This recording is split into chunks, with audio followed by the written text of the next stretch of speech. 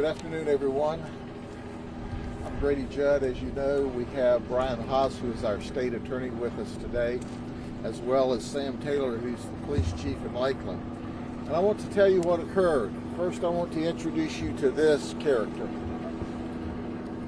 This is Alex Green. Alex Green's 21 years of age, and he's already amassed 10 previous felony charges, to include fleeing to elude law enforcement officers, battery on a law enforcement officer, possession of weapons, resisting arrest. And he's also got an outstanding warrant for burglary of a dwelling and conspiracy to commit a burglary. So here's what happened earlier today. Detectives from the Lakeland Police Department, the ATF, and FDLE were conducting a surveillance because they suspect he was involved with the shooting last Monday of 11 people in the city of Lakeland. This surveillance was just outside of Eagle Lake. While they were conducting this surveillance, our suspect, Mr. Green, jumped into a white Silverado pickup truck and started to flee. When he fled, at that moment, he was pursued by Lakeland police officers, and ATF and FDLE did not pursue at that point in time. They went from Eagle Lake through Winter Haven to Havendale Boulevard. Now, for those of you who are familiar with Havendale Boulevard, you know clearly and unequivocally that it's normally bumper-to-bumper traffic. While this is occurring, the Captain Eric Harper, who's driving an unmarked law enforcement vehicle for Lakeland, obviously sees the danger, is trying to pit the suspect and stop him so that we don't have this pursuit on a very busy road. He successfully pits the vehicle, and it's just down the road from where I am now. The suspect, Green, hops out of the vehicle and starts running into traffic on Havendale Boulevard. Why he and the captain weren't run over is just the grace of God, because traffic was all over the place. Well, our suspect saw that he couldn't get away, so he circled Andreas's restaurant. And as he's circling Andreas's restaurant, there's a lady, an elderly lady, who has her car parked there with the doors open. She's meeting with some friends, and they're ostensibly going to exchange a flower. So she's talking with her friends, hears the pit, sees the guy run, he circles the building, he's trying to get to her vehicle. She immediately recognizes this, slams the passenger door, runs over and tries to slam the driver's door when the suspect pushes her off, gets in the vehicle. She tries to open the door and is unable to. At this moment in time, Captain Harper is around the corner, his gun out, demanding that he stop. Now, he's seen the suspect successfully carjack this elderly lady. The suspect takes off in her car, which is running, drives toward Captain Harper, who shoots 6 times. After the suspect shot, he comes out onto Havendale Boulevard, weaves through these flower beds, and then crashes over my shoulder into this building. In the meantime, deputies are responding. We are on the scene immediately. We pull the suspect out and start CPR. He's transported to Winter Haven Hospital, where he's declared deceased. The investigation is ongoing by our officer-involved shooting team that Mr. Haas, our state attorney, put together, and that's how we investigate officer-involved shootings now. Now, that is a rendition of what occurred today. As I always say, any of the details that I've given you are subject to change as the investigation goes on.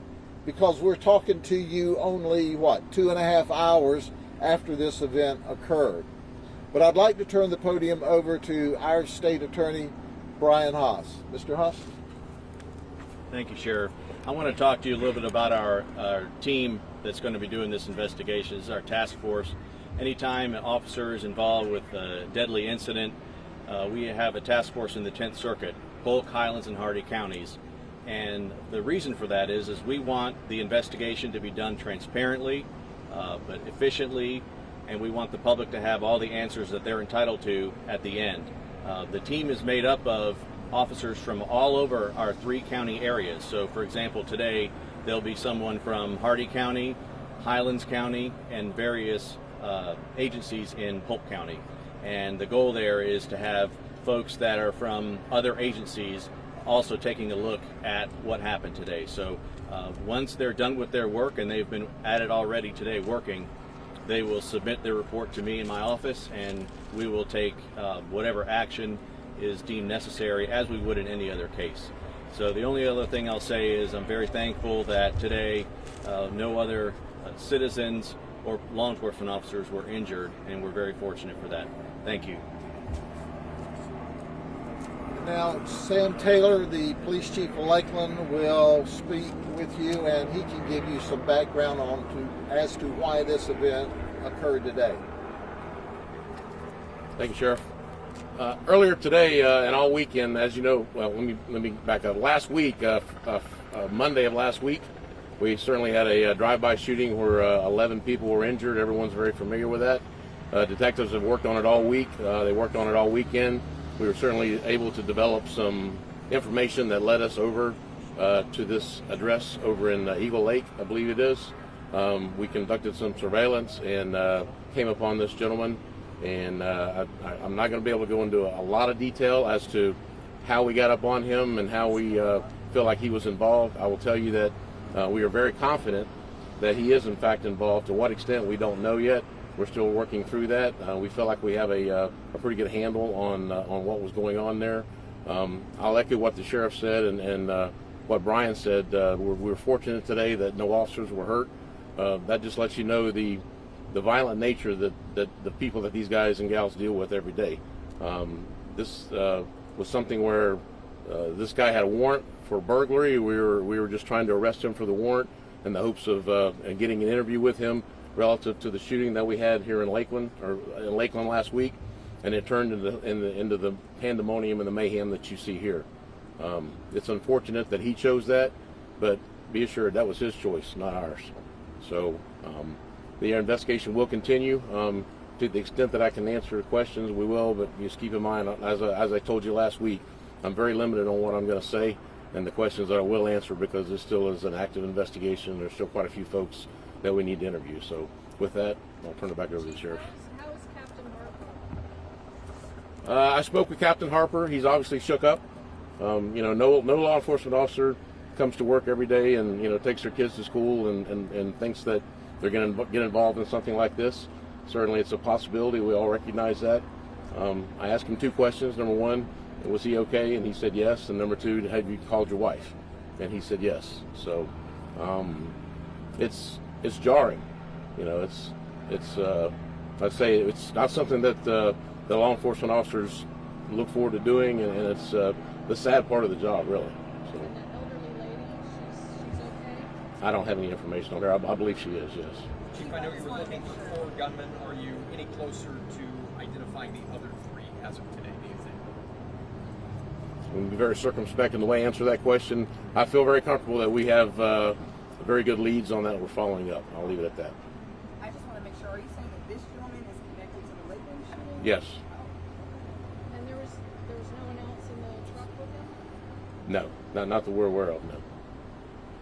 Sure, but how long did the pursuit take? Where exactly did the officer start following the suspect? Yeah, the pursuit started at Cooley Road, which is just outside the city limits of Eagle Lake, and it came north into Winter Haven and then down Havendale Boulevard. So, that is about a 10 or a 15-minute pursuit. And fortunately, no one was injured in the pursuit, for which we're all grateful for. But listen, only the wicked flee. when the police try to stop you. And that's what occurred here. Had he simply not run from us, not fled, then none of this would have happened. As the chief said, and it's my phrase, we didn't choose to shoot him. He chose for us to shoot him with his conduct. And you're not allowed to run from the police and try to carjack people who have just finished lunch at a restaurant and then drive directly at the police and think anything other is going to happen to you. So at the end of the day, we could have taken him into custody peacefully without any problems at all, but he chose for this to be the end. Does this change how you might go after the other potential suspect in terms of what they maybe came from as well? I don't think it does. I think it probably heightens our senses a little bit. I mean, we were already knew that that we were dealing with some folks that had a propensity to pull the trigger and shoot at other people, and now we know they have the ability and propensity to, commit violent acts like this. So, yeah. Chief, did you have hard evidence that tied him to last Monday's shooting, or was it just kind of a propensity that he might? No, we feel very comfortable that he was tied to last week's shooting. Is there a specific number of suspects that you're looking for in the investigation besides him? There is. There is. Okay. Can you give us an update on the Lakeland shooting investigation? It's ongoing. I'll tell you that we have some very promising leads and some people that we're very interested in following up with. But beyond that, I really don't want to say anything else. Are any of those leads outside of Polk County, or are they all Polk County located? I'm not going to answer that. I don't think that's fair to the investigators that are trying to run these folks down. As the sheriff alluded, the busy area right here. Do you stand by the decision to chase? I do. Yeah. I think it's as the sheriff said, and he's right. You don't get to not stop for the police. That's not the way this works. And had he just stopped, none of us would be here today. You see the resources that we have out here, and it's unfortunate and sad that a young man made that decision today. But this is where his life ended today because of his decision. So yes, I stand by him. How long has the captain been with us, sir? He's been with us 20 years. And this is full name again, sir, it's Captain. I'm sorry? Full name again, Captain. Eric Harper. H-A-R-P. H-A-R-P-E-R. Yeah. E-R-I-C. E-R-I-C. Sheriff, there was someone over at the mobile station who said that their car was hit by Mr. Green as well as he came through. Any details about that? No, but we are going to recreate this entire scene. He not only stole the vehicle that he carjacked, but he rammed a vehicle in the parking lot of Andreas's, which also hit the building, and then he came down here and ran through this building. So at the end of the day, he created quite a mess. He made one last bad decision. He won't make any more. And it was his choice to make those decisions. But we're going to keep the community safe. And once again, we don't choose to chase. People choose for us to chase them. We don't choose to shoot. People choose for us to shoot them. That was totally on him. Okay, thank you very much. Have a good day.